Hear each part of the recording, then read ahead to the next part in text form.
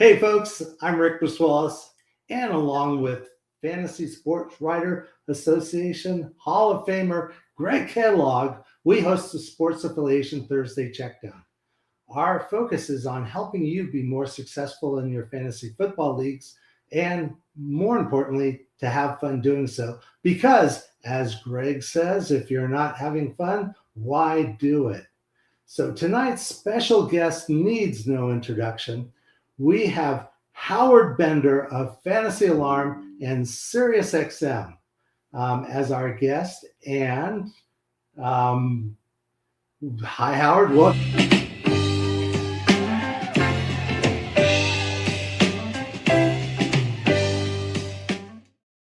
Producer got me on now. And Howard's almost as bad at music as Bob Harris. Wow. Not quite, but almost. But here, I'm a bebopper. I like the bebop. I really do. So. Oh, no. Now, Bob is in a whole new world between the guitar work he does and the music and the T-shirts, he is just, but Grateful Dead. You gotta love him anyway, though, right? Well, I mean, what Bob listens to now is what I used to listen to when I was like 13 or 14 years old. My taste grew a little bit, and found the Dead and Fish and a whole other mix. So I was 13 in 1968. I was listening to the Beatles, man. Nice. I can definitely get behind that. I can get behind the Beatles, the Stones, anything classic rock, really. The Kinks, one of the most underrated bands out there. Well, I don't even want to say what music I listen to, but Charlie Rich was one of my favorites. So. I remember Perry Como. It was amazing. On YouTube. I'm not YouTube that is old. amazing. I'm not that old. YouTube is amazing. Today, I actually heard a video on YouTube, one of the little reels, of some singer that took Beat It, Michael Jackson's Beat It, and made it a country song. And that, if you can take Michael Jackson's Beat It, same lyrics, same basic melody, although changed a bit, and turn it into a country western song, I tell you, musicians, they have a mind that is unique. Well, we're going to talk a little bit more about music, but Howard, big fan of yours, and I know I speak for the people in the audience that we're just really happy that you agreed to be a guest on our show. I know most people in fantasy football know your entire background, but we might have one or two new players or one or two people who don't quite know you. So why don't you go ahead and tell us a little bit about yourself, your background, where you're from, where you're currently located, and we'll just go ahead and start learning a little bit more about Howard. All right. I'm originally from New York, lived in New York City for a very, very, very, very long time. Went upstate to college and, I came back into New York. I was actually originally in theater, doing some stand-up. I was in the American Academy of Dramatic Arts. I just didn't really enjoy, pounding the pavement, in the acting world. Kind of got caught up in bartending. And then, in a poker game I was at, a friend of mine said that his dad was starting up a fantasy baseball league and wanted to know if we would be interested in joining. And that was right there in the late 90s where the internet was just blowing up fantasy sports. And after a while of just, having some fun in my 20s and even in my early 30s too, I ended up, just reading a bunch of the stuff on the websites and, I was winning leagues and feeling good about it. And I said, you know what, this is something that I could do. I'd like to give it a try. So I freelanced for a number of years and then ended up with fantasy baseball was my first, and then fantasy football came afterwards.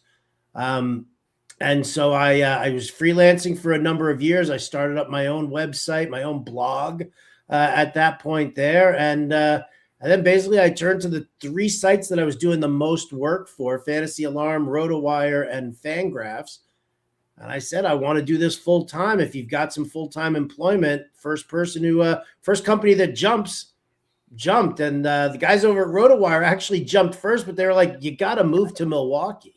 It's like, I love you guys, but I am not moving to Milwaukee at all. So, but then the RotoWire was a much bigger site back then too.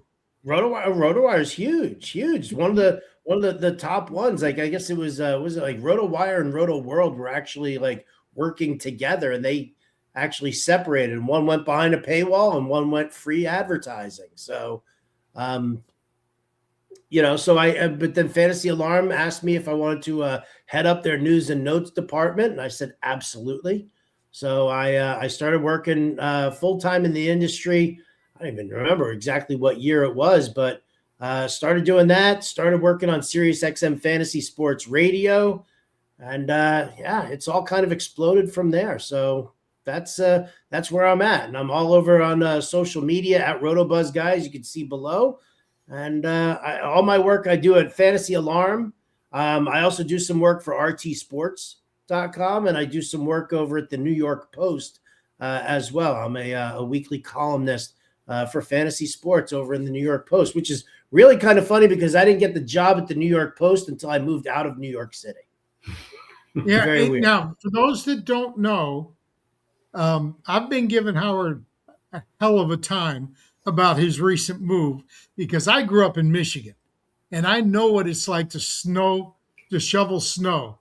So the question I've got is, do you shovel or do you have a snow blower?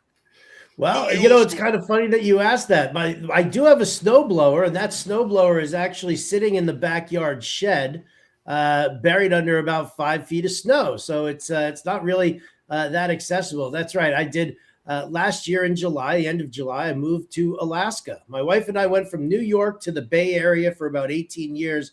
And then we moved up north to Alaska. The two of us, we just fell in love with the city of Juneau and the people up here. And, we're both cold weather people. We're built for comfort, not for speed.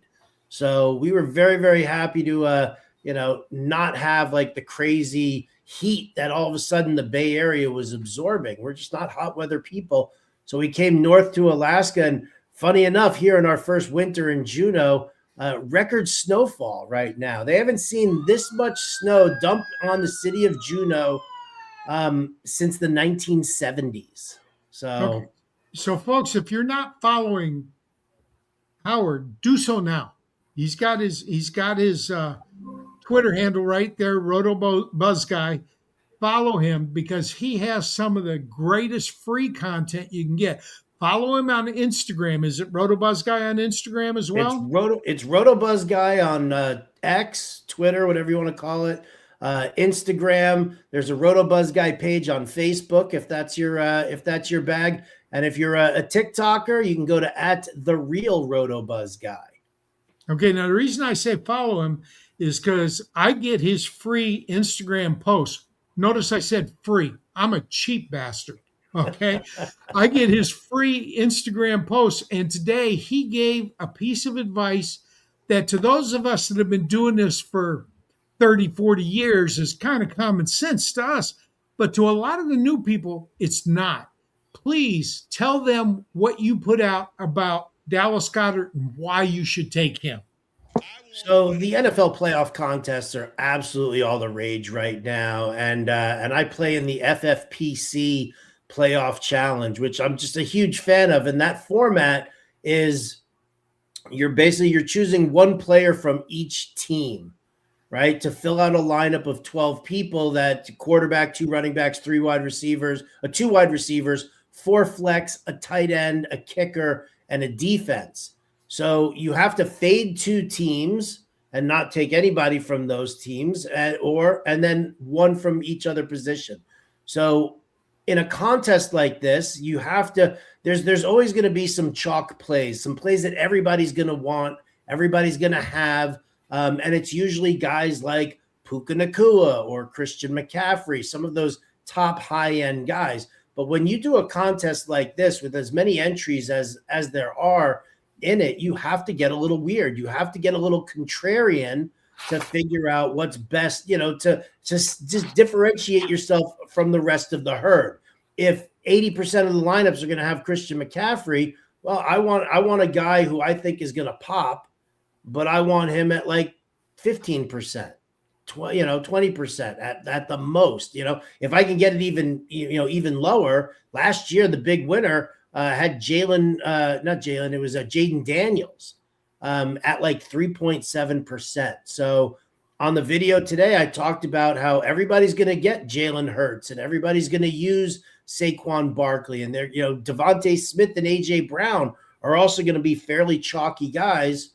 Take a look at Dallas Goedert. Not only in this format is it tight end premium, and so he gets some extra work, but if you look at what Dallas Goedert has done over the last 3 games and the way that Jalen Hurts has utilized him inside the red zone, it's a nice sneaky play. He has the chance to basically outscore every other tight end on this slate. And if he goes further in towards the Super Bowl and gets multiple games, it's even better. Like George Kittle's in a terrible matchup this week, right? Toughest defense against. They're supposed to lose too. They're picked to lose. Everybody's talking about San Francisco losing. So, who's the next best tight end? Is it Dalton Schultz over with Houston? And how many games are they going to get? So I look at Dallas Goedert as a guy who it goes against what a lot of people are doing. But again, if I can get my tight end in for multiple games in this format, that's going to be a move that's going to move me up the ladder in the standings, as opposed to Saquon Barkley having a great week, and then I just kind of keep pace with the field. Yeah. Okay, so I've got to ask you, because it's on my sheet to ask you this. Rick gave me the move questions, supposedly, because he knows how I feel about Alaska. My daughter and I went up there fishing there in June, and it was cold in June. So, and I'm a warm weather guy. I like the heat. So, what prompted you to move to Alaska? Was it job? Was it opportunity? Was it the fact that you don't pay state income taxes? They pay you? I mean, what was it that got you up there? And do you ever regret leaving the Frisco Bay Area? Oh, no, I zero regrets. Moving up here to Juneau was probably, listen, moving across country from New York to San Francisco was a very strong move that we did, and a very positive one for me, just work-wise and world-wise. But I wasn't a huge fan of the Bay Area. I wasn't a huge fan of just a lot of things about it. I like Monterey. Monterey's gorgeous, right? Monterey. I'll go hang out in Monterey, and I'll take in the sights. I'll treat my glaucoma, and I'll go to the aquarium over there. Absolutely beautiful. But for it was great for us in the Bay Area because my wife got a job as the general manager of a nightclub, and then the owner of that nightclub basically sold her the club and gave it to her. When COVID hit, we had to close down the club because of, obviously the payroll and everything. And you had no idea. The Entertainment Commission in San Francisco was just shut everything down. And it was impossible to kind of stay ahead of it because you couldn't book acts ahead of time because you had no idea when shelter in place was going to stop. So we knew we were closing down the club. We knew I could work from anywhere as long as I have internet. And the two of us were sitting there and we were just kind of talking, and we threw in Alaska into the conversation. Dare I say, maybe we were watching The Proposal with Ryan Reynolds and Sam at that point and thought, hey, why don't we move to Sitka? It looks beautiful up there.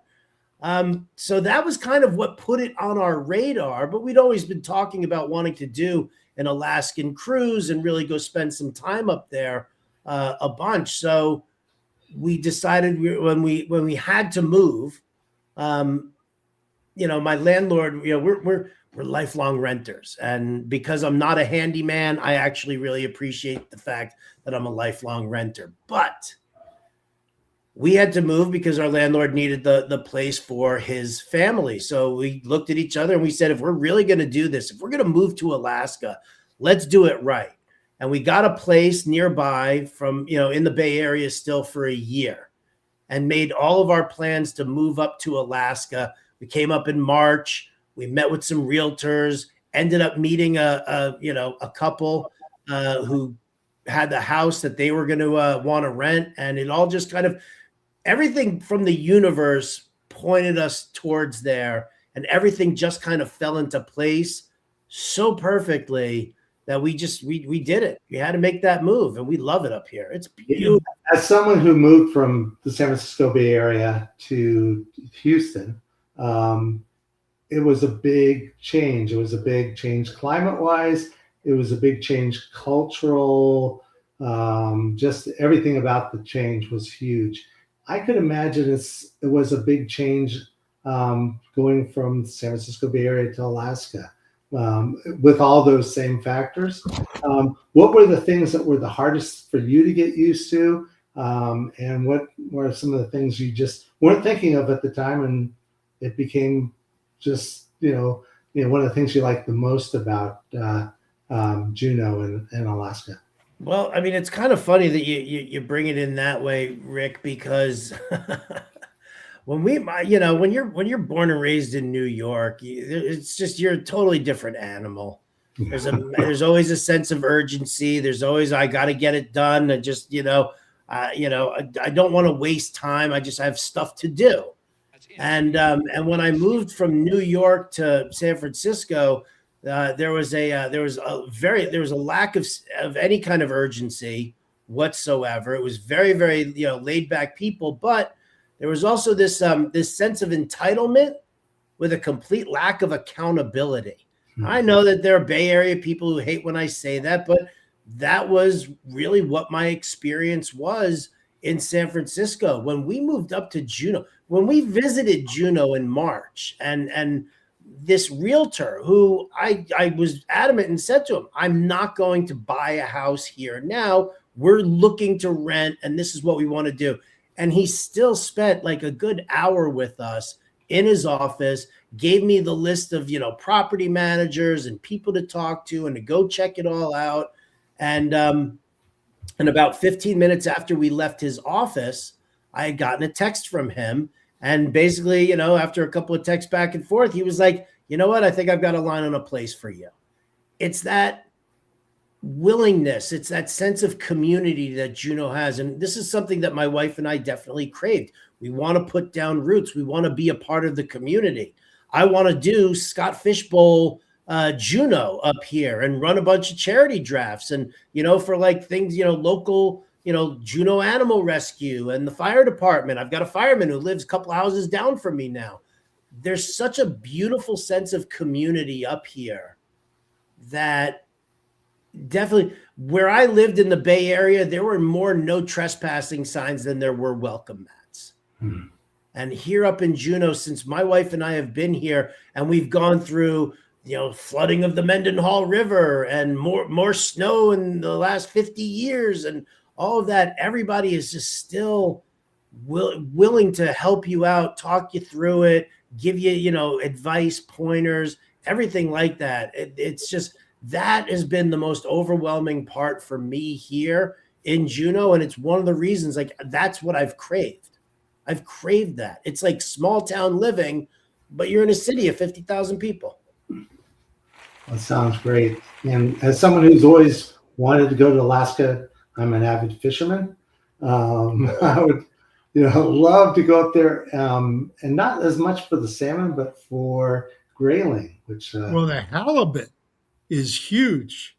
Uh-huh. I got a halibut that's basically 5 foot. I caught a 5 foot halibut. And I fish for the halibut. Oh no, that was bad. Sorry. Well, Greg, I know we could talk and learn more about Howard for, hours. Well, I got to ask him one question before we get to our primary topic. Howard agreed to join us to talk about blocking. Is blocking sleazy or strategy? And I know what he's going to say, but I still feel sleazy because I did it. And I'll explain what blocking is. But Howard you got a wonderful looking dog who loves the snow. Did he come from San Francisco to Alaska, or did you get him up there in Alaska? So we've got 3 pups. We drove up here. They're all from a rescue called Norsled over in the Bay Area. Excuse me, Northern California Sled Dog Rescue. And so all three of our dogs we brought with us from the Bay Area, but one is an Alaskan Husky, another one is a Husky Shepherd, and then the other one, which is the one I think you're, the one who won't come in during the snowstorm. Yeah. She is a quarter Husky, a quarter Shepherd, a quarter Malamute, and a quarter Gray Wolf. So she is so at home up here. It's hysterical. It's poor. It's like buckets and buckets of snow are falling down there, and there she is, just laying out there, just loving life. So, yeah, they are. I'm a dog person, so I love seeing your dog pictures. Keep them coming, Howard. Oh, I definitely will. I definitely will. So I'm hoping everybody got one of these this year. This is a championship ring for 2025. We got it from Crown Champions. Okay. But the way I got it, I feel sleazy about. And I'll be honest. I picked up redraft league. So it's championship game. It's Sunday. I know on Monday night, he's got 2 players and I got 2 players, and he's got a 5-point lead going into Sunday night football. Okay. I've got CMC going Monday night, and I don't remember who the other guy Stafford. I have Stafford and CMC, and he's got Devontae Adams, who's doubtful for the game, and Kyle Pitts. And so I decided to go out because I figured Devontae Adams is doubtful. He's likely not to play. Who are the players available that he could replace Devontae with to get points? Because he already had a lead. Now, I didn't know CMC was going to go off Sunday night and give me the points I needed to win the game outright. So I didn't want to take a chance. So I picked up 4 players, including Kobe Parkinson and Mumford and 2 other wide receivers. Okay. 3 wide receivers. No intention on playing them. I dropped guys that I would never drop to get these guys like Justin Herbert. I didn't use him that week. Season's over. I don't need him anymore. And guys like that to get these guys. So it was a pure blocking move. Now, I know Rick, every time I raise this, he says it's strategy. So I know how he feels. I'm pretty sure you feel the same way. But why do I feel sleazy picking up players I have no intention of using? I don't know why you feel sleazy doing it. To me, it's a strategy. I mean, you can be like, oh, well, I want him to be able to put forth his best lineup, but this is a championship week. There's no reason that you should feel sleazy about it. You're making the moves. Listen, if he was paying more attention or better attention to the status of Devontae Adams, well, then he would have picked up somebody and had like a nice little Friday. Yeah, he would have had a Monday night pivot. That's the thing. See, that's the thing about it. And I've preached this over and over and over again. If you're walking into a week, and I mean, if you're walking into the Thursday night game, all right, and you're looking at the rest of your lineup, if you have somebody going on Monday Night Football and that player is banged up in any way, I don't care if it's an illness, stubbed his toe, contact lens problem, whatever the case may be, you need to make sure that you have a pivot in case your guy doesn't go. That's just smart fantasy football. And if you don't do that, well, then, yeah, I think you're well within your rounds here to do, especially for championship week. Like, how careless is he on that one for not doing it for championship week? So you making those moves and picking up all those guys, perfectly fine. Perfectly fine. Don't feel sleazy at all. Don't. Well, would you, a quick follow-up question.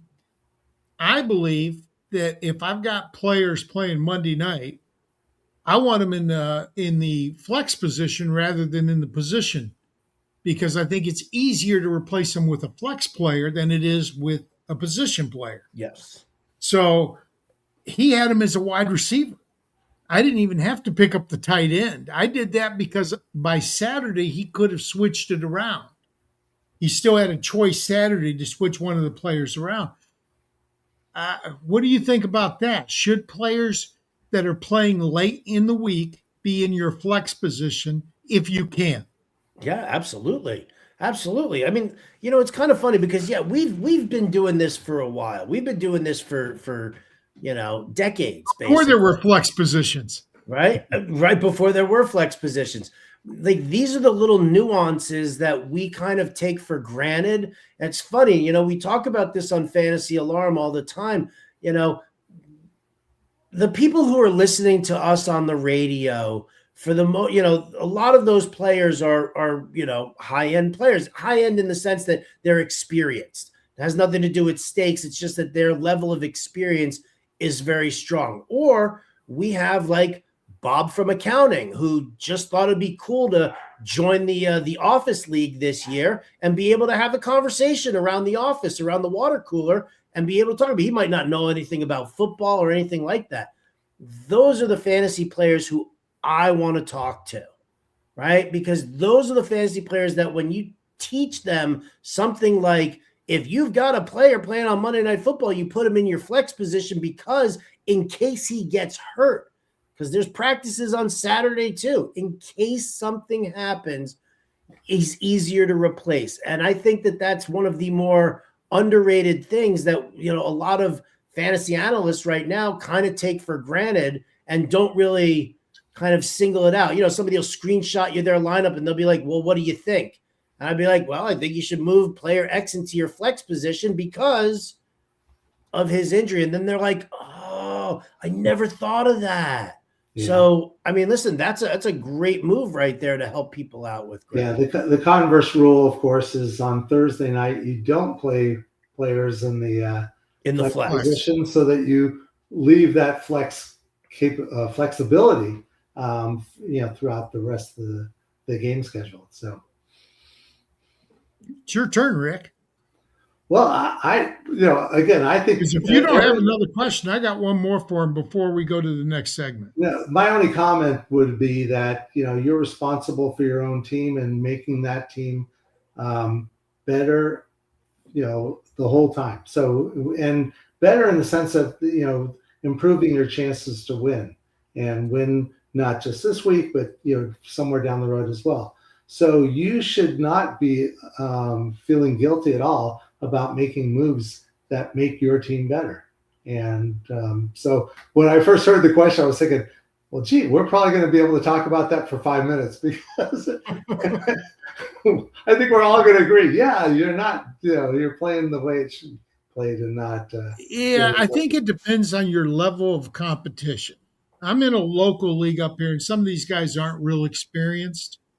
And so me doing that ensured that I got the win, which is nice. But it also taught them, Well, it does. It's not a money league. I'm not taking anybody's money because I do free leagues only.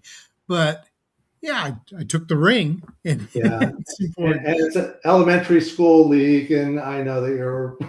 Okay, now we do want to talk a little bit about the playoff games because we got Howard on. But Howard, you know me. You've known me for a while. I talk about the curse of 370 a lot. And a lot of people think that's stupid. Okay? There's no such thing as a curse. Well, if you look at history, there is such a thing. It may not be a curse. It may just be fatigue, stress fatigue from getting hit so much that previous year. But this year, it looked for a while like James Cook was going to get there, but he didn't make it. He needed 30 touches last week to get there, and he didn't get there. But we have 3 players that got real close to 370 touches or went over. CMC, 413 touches. All right. Christian McCaffrey, I will not draft next year because he won't fall to the 4th round. I think he'll be valuable when he's on the field, but I don't think he'll be on the field. I think he'll miss games next year because of the curse of 370. Jonathan Taylor had 369 touches. Now, that's as close as you can get without getting 370. If he had 370, I would definitely not draft him because it's just there's very few cases of where a player got 370 touches and actually matched or exceeded his previous year's numbers. And then Bijan Robinson ended up with 366. Are you downgrading any or all of those players next year to the point where you would not take them in the first and potentially the second round? Well, the funny thing is about that, Greg, is we've kind of been saying that same thing about CMC over and over again, right? Over the years.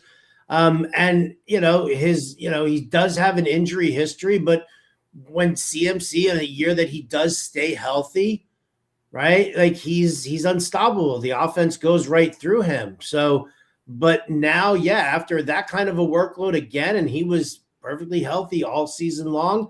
Am I a little gun shy next year about him? I definitely am. Again, I've always thought that, CMC, it's, little smaller. Maybe they should use him in the outside zone a little bit more. Maybe don't use him as often in inside zone and hope to spare him some of the wear and tear. I feel like they've managed that somewhat, but yeah, when a guy has a peak season like that, it's very tough for me to go back to him anyway, just because there is so much wear and tear, right? And I always, I'm always like, well, is this a guy who I think is going to plateau at this level?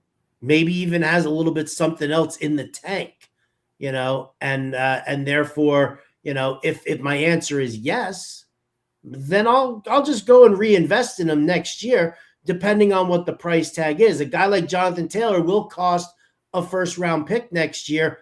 Am I interested in him? No, probably not.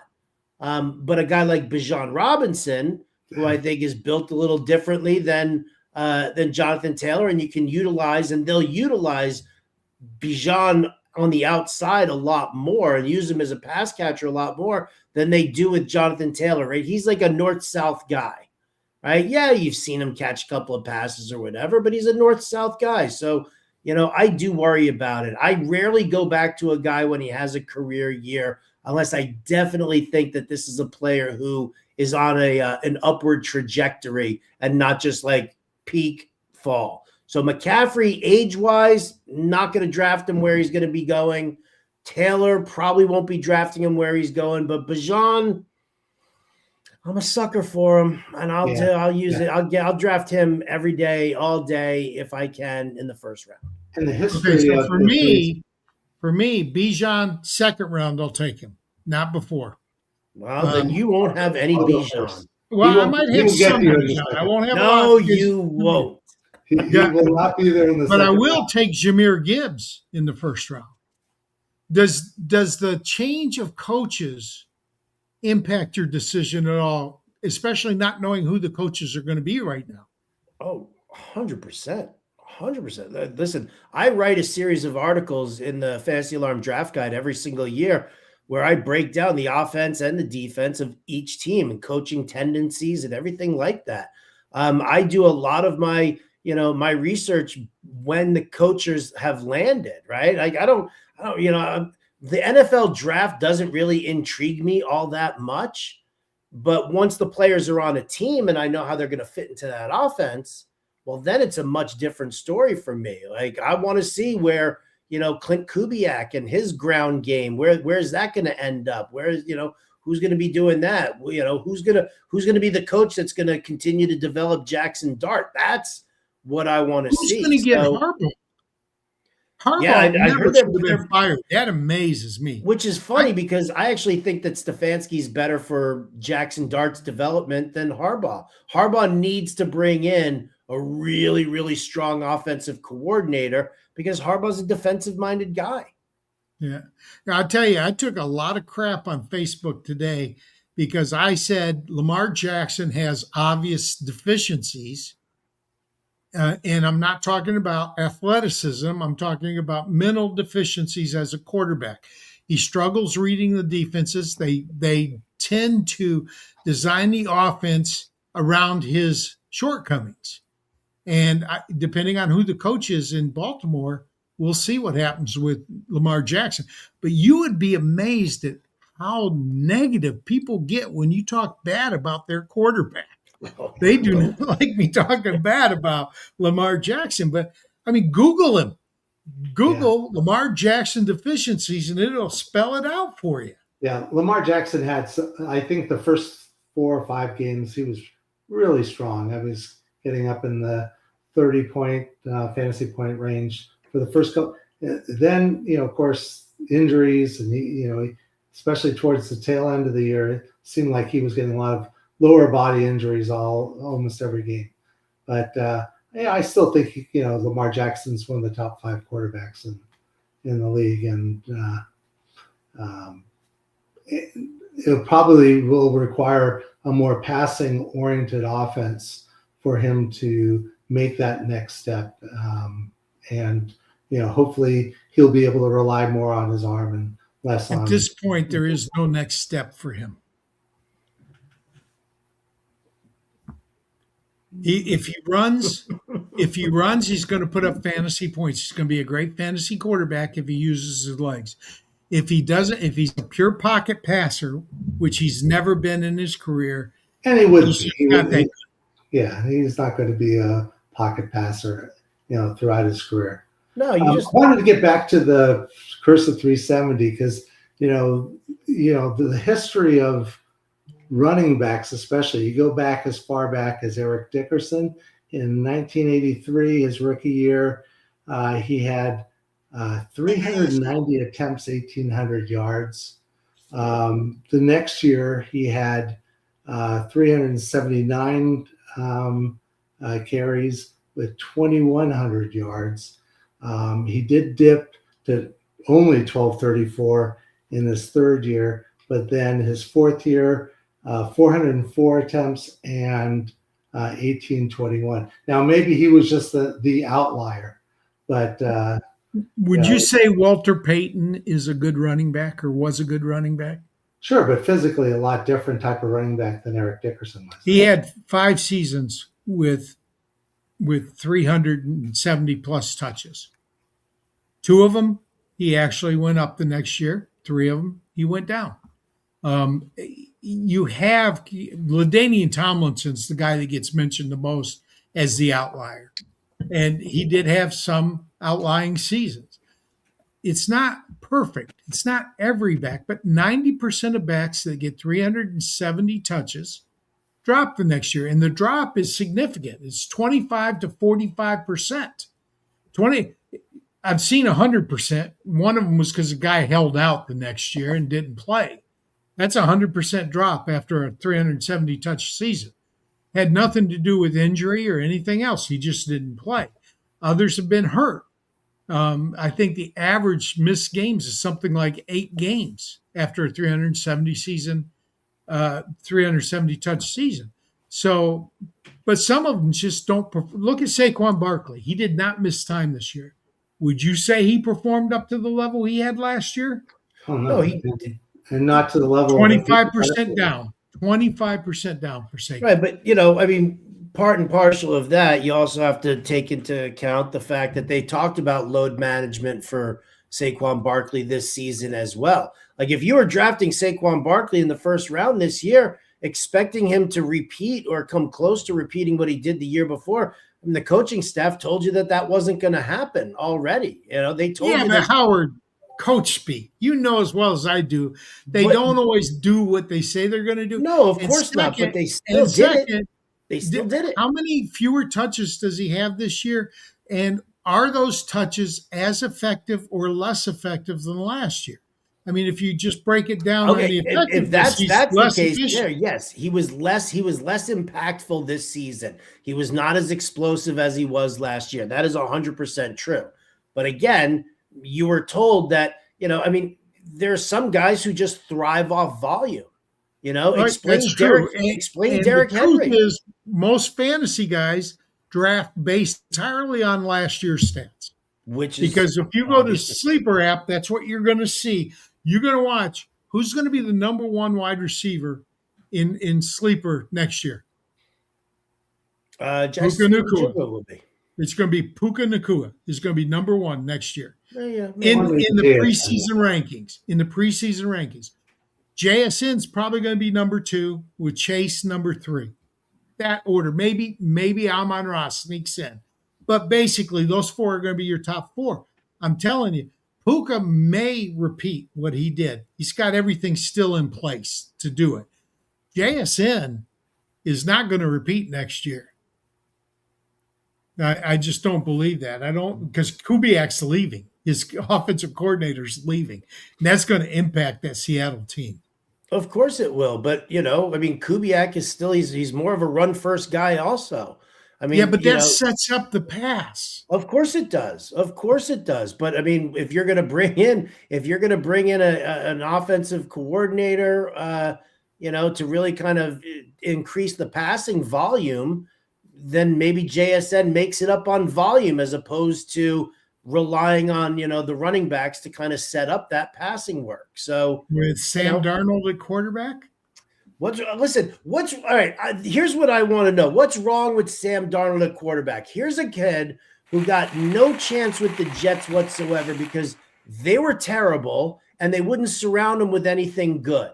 Then what does he do? He goes away. Where does he go to? He goes to, was it San Francisco? Minnesota. No, it was Carolina next. It was Carolina. Okay. And in Carolina, he was whatever. He was average. He was just a backup. They weren't really relying on him at all. He goes to San Francisco and he works with Kyle Shanahan in that system. And all of a sudden, it's a whole different ballgame for him, right? That San Francisco system that Kyle Shanahan runs really helps develop quarterbacks. It builds up their confidence. It increases their completion percentage. They rely more heavily on the short, high percentage passing work. It's the Bill Walsh system. It's the West Coast offense. It teaches you how to read defenses. And then he goes to O'Connell, who turns him into a star.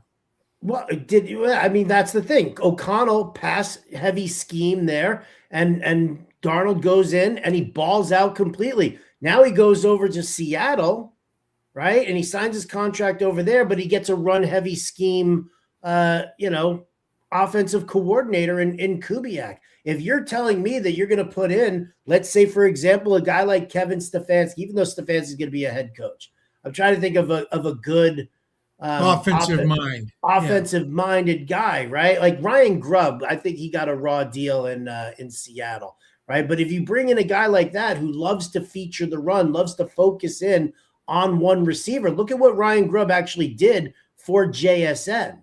Because what you saw then was it was originally supposed to be DK Metcalf was supposed to be the guy. And the first 2-3 weeks of the season, DK Metcalf was rock solid. He was beautiful. And then he got hurt. And so all of a sudden, JSN became the featured receiver in Ryan Grubb's offense. And he exploded. And with then when a he lot of went play action back, as well, they were like, right? Yeah. So the play action, what's the play action do for receivers? Gives them more time to get further down the field and get longer routes. Yeah. So you can't say that JSN's not going to repeat what he did when you don't know who the offensive coordinator is. If he comes back with a conservative offensive coordinator, well, then maybe he doesn't. But if you come back with somebody who's a little bit more of a gunslinging kind of guy. Yeah, but like you say, the guys that have career years rarely repeat those years. So, speaking of Seattle and the playoffs, there might be a few people who are interested in our thoughts on the 6 games that are in the this week and coming up. And let's start with the Rams first. Rams, Carolina. Tell us who's going to win, and pick one player you're interested in seeing in that game. I think the Rams are going to win this one, despite the fact that they lost in week 13 to the Carolina Panthers. Don't ever forget that, people. Don't ever forget that. But I'm looking at Kyren Williams in this one here. I think it's going to be a very interesting matchup. Obviously, the defense is going to focus in on Puka Nacua. You're going to probably see J.C. Horn probably shadow him. Maybe they float a safety in there also to help bracket. And I think that's kind of what we're looking at there. Kyren Williams running the football, this is why Mike LaFleur had given Blake Corum so much work. He even said it specifically. He's like, I'm going to give Blake Corum more work because I want Kyren Williams' legs to be fresh for the playoffs. So this is where he unleashes them. All right. How about you, Rick?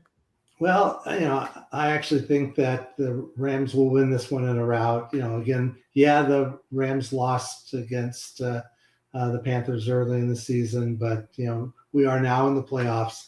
The one player on the Panthers I like a lot is Tetroa McMillan.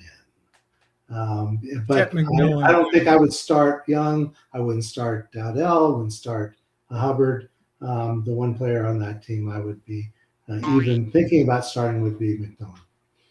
Okay, well, for me, I think the Rams are going to win as well. And I like Stafford.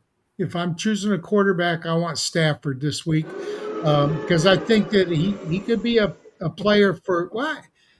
I remember back when he was with Detroit and he got Detroit a playoff win with a separated shoulder. The opposing team called a timeout when they took him out of the game with the separated shoulder, and he's on the sideline shouting, "They called timeout. I can go back in. I can go back in." And his coach is saying, he's saying, "I can throw the ball. You just need me to throw." And he throws a touchdown pass that wins that game. It's gutsiest play I've ever seen by any player in the NFL. Next so game. Black and blue division. What's that? Oh, yeah. Black and blue division. Absolutely. Speaking of which, Green Bay at Chicago. Howard, winner and a player. I'll tell you what, man. That's a tough game. This is a tough game because I hate the way that Caleb Williams gets off to a slow start every single game. And they rely on the comeback trail, and I think that that's kind of problematic. But I'm still going to lean the Bears here, and kind of support. Oh, don't be like that. Iggy's a Packers guy. I know. Well, then I'll say this. The player I want to single out then is Christian Watson. Last time he played against the Bears, thank you very much. The last time he played the Bears, it was like 80-plus yards and 2 touchdowns. He's one of those great outlier guys who, if you're doing like a one-and-done contest this year, right, like he's a great first week. If you think that the Bears are going to beat the Packers, Watson is like your ideal play at wide receiver. All right, Rick? Yeah, I kind of think this is going to be a game, and I agree. I think Watson would be the Packer I'd be most interested in. Jacobs, though, and I think Swift and Monangai I think this is going to be a running battle, even though I think there's 2 good passing offenses.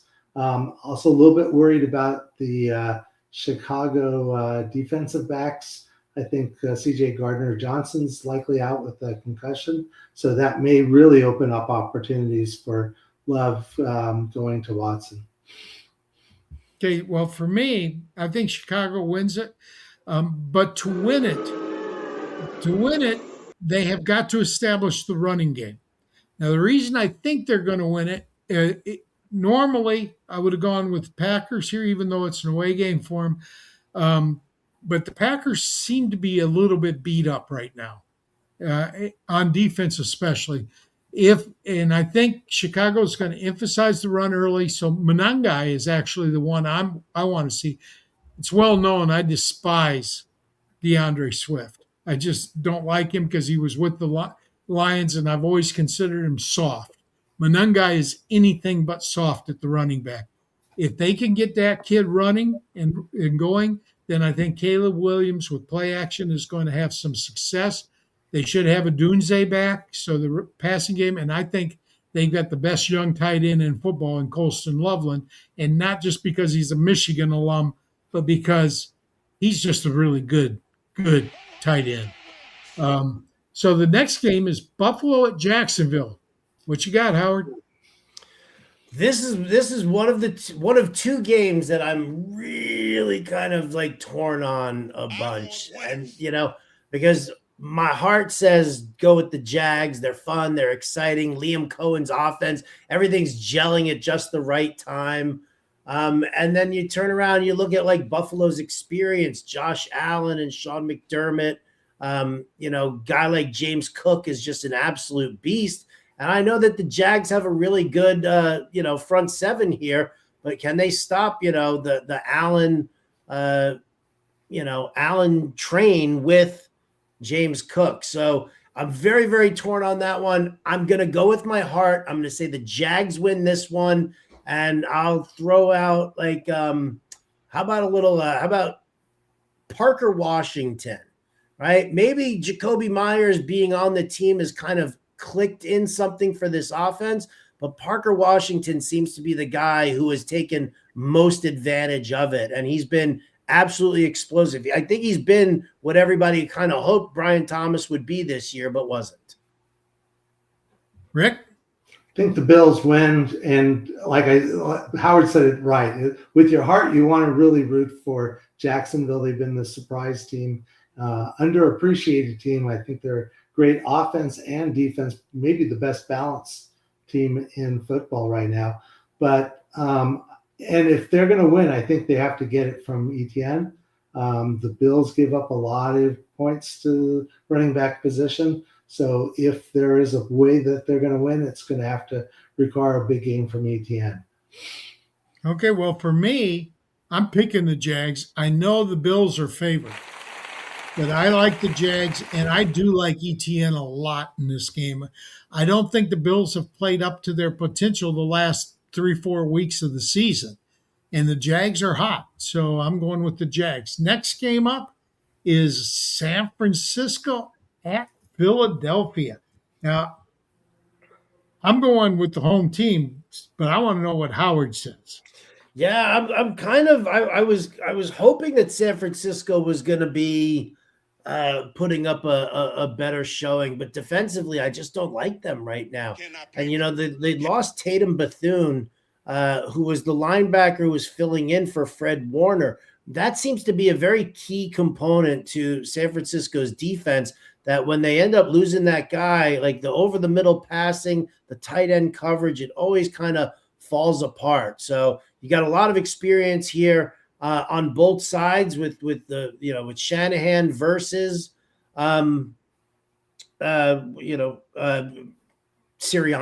Sorry, blanked on his name there. But I think I'm gonna lean towards Philadelphia here as being a total package team. Things seem to have been gelling for them at the right moment towards the end of the season. Rick? I agree. It's going to be the Eagles. The Eagles' strengths are the 49er offensive strengths are going up against an even stronger defense. CMC and Kittle are going against like the top 2 or 3 defense on running backs, and the toughest defense on tight end. So as much as I like Purdy, I think this is going to be a Eagles game, and I heard the name Goddard. I think he's going to especially have a big game today. Okay, so for me, I think it's going to be Eagles. I don't think it's going to be particularly close. I think the Fred Warner loss was huge on that defense. And if you're in a guillotine type league for playoffs, get CMC in, because you're not going to get a second chance, I don't think. My player to watch in this is, I think Jalen Hurts has 2 touchdowns rushing this game. LA Chargers at New England. Howard? I think this one's going to be a low-scoring, tough little battle here, but I'm going to side with the Patriots. I like what Mike Vrabel's doing with them. I love what I've seen out of Drake May. Absolutely spectacular. It really has been, good. They've got a good double, running back tandem there in Henderson and Stevenson. They've got decent pass catching targets here for Drake May. I do like, Jim Harbaugh, and I like the Chargers. I'm a big fan of Justin Herbert. But, I also, Omarion Hampton didn't practice again on Friday, or on Thursday. So I don't know if he's even going to play in this game here. So I think it just kind of takes out a little bit of an element. You're also dealing with the travel from the West Coast to the East Coast for the Chargers. So I'm going to say that it's going to be a close one here with the Patriots winning. And if I had to pick a player to really just kind of dominate, I'm going to go with Ramondre Stevenson. I think the Chargers secondary is very underrated. I think the Patriots are really going to need to run the football a bunch in order to take control of this game. So give me Stevenson. All right, Rick? Yeah, Herbert hasn't won a playoff game in 6 years. I think the Patriots have had a pretty easy schedule going into the playoffs, but I just think they're going to lean heavily on Henderson and Stevenson, and I think they're going to win pretty easily. All right, and I'm going the opposite way. Oh, who's your player, Rick? Oh, Henderson and Stevenson. Oh, both of them. So Both you're not of going them. to choose one. No, You're I doing think that to both me left- again.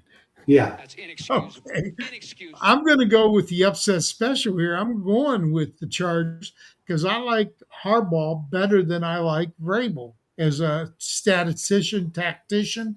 I think for an individual game, Harbaugh gets his troops up. I think Vidal is an excellent running back. If Hampton plays, you got two backs in San Diego that can both get it done. But I'm going for sentimental reasons. My first NFL player interview as a fantasy guy was Keenan Allen when he came out as a rookie. And so he's going to be my impact player. He's getting towards the end of his career, but he's still putting up good numbers. I love Keenan, and I'm expecting him to make at least one critical play in this game to turn the tide for the Chargers. Back to Howard for Houston at Pittsburgh. Oh, stuck in the mud on this one here. You know what? I'm gonna go with the Houston Texans here. I love their defense. It's just absolutely spectacular. Steelers D at home is usually pretty good, but I just think that this is gonna be another low scoring, kind of stuck in the mud kind of a battle here. I just don't think that the offensive line for Pittsburgh, or Aaron Rodgers and his lack of mobility are going to be able to withstand this pass rush. So I'm going to take the Houston Texans here, and my player for this game here is going to be the Houston Texans defense. I would have gone with them if you hadn't taken them. Good choice. Rick? Yeah, because you look at those defensive ends that the Texans have, and I think one had 15 sacks, the other one had 12 sacks. I think Rodgers is going to be on the ground a lot. I do think that this is going to be a game where the Texans should be able to win. I look at the Pittsburgh offense. I don't see, maybe Kenneth Gainwell might have a game, but the player I'm actually looking forward to seeing more of during this game, I think he's going to be the difference maker, is Schultz, the tight end for the Texans. Okay, well, I'm going, as I said, I would have taken the Houston Texans defense because if I recall correctly, they've only allowed one top 12 quarterback fantasy game this year, and that was to Jacoby Brissett. That was it. Everybody else has been held outside the top 12 at quarterback. I don't expect Aaron Rodgers to do all that much against that defense. Defense travels. I think Houston wins this. I don't think it's a close game. I think they win by 2 touchdowns. Since I got to choose a different player, I hate doing this. I don't know. I'm going to give a shot to Woody Marks. I keep waiting all year. I've been waiting for him, so maybe he does it in the playoffs. But I would have gone with the Houston defense, but Howard took him first, so I can't. If you want the Houston defense, I'll throw out a little shout out to Kaimi Fairbairn. Okay, that was Probably the highest scoring kicker. This will be a kicker's battle with Fairbairn and Boswell, right? So yeah. Well, that works. Now, Howard, thank you for coming on. All right. If ever there's anything I can do for you, you just ask. You know that, right? Very much. Need a place to stay in Austin? You got it. Appreciate that. You got my number. Call me. I'm serious. Folks, Howard, where can they find your work? And again, tell them again how to subscribe to your website. All right. FantasyAlarm.com/radio. And that'll get you the all pro subscription. You can just go to FantasyAlarm.com. We've got a ton of free content out there. Waiver wire, injury reports, all that stuff is over there available to you. But if you want to subscribe, I'll give you that promo code radio, which will take 20% off the monthly or the annual. All my work is housed over there. The majority of my work is housed over there. You can also find me on rtsports.com with a couple of articles, maybe a video or two. and you can find me in the New York Post. If you're on social media, it's at RotoBuzzGuy on Twitter, Facebook, Instagram, and if you're on a TikTok train there, it's at the Real RotoBuzzGuy. And gentlemen, thank you so much for having me, man. A pleasure to get to sit and just kind of talk ball with both of you guys here. An absolute pleasure. We love you, man. That's our show for tonight. We want to thank Howard and always Rick. Rick is always a professional for us. He keeps this show classy, which saves my butt. So I want to thank you all. I also want to give a quick pitch. Get to the expo. Howard, you're going to be there this year, right? I am doing everything I can to make sure that I am in Canton in August. Yeah, I've had like a 2-year layoff from the expo, so I got to get back. That's where we first met, was at the expo. So yeah, get to the expo. You can meet guys like Howard. You'll meet me. I'll be there. Just get to the expo. It's well worth your time. Even if you don't do fantasy, if you're just a football fan, it's at the Hall of Fame, for crying out loud. You get a chance to go through the Hall of Fame. Join us next week when we're going to be at a regular time, 7 p.m. Eastern time, and we're going to be talking about IDP, how to add IDP to your leagues. What is IDP? Where do you get information for IDP? And we've got some really good experts, Jorge Edwards, Gary Davenport, our very own Iggy. We've got a panel of 5 or 6 IDP experts coming on to help you introduce IDP to your leagues. And that's it, Iggy. Take us home.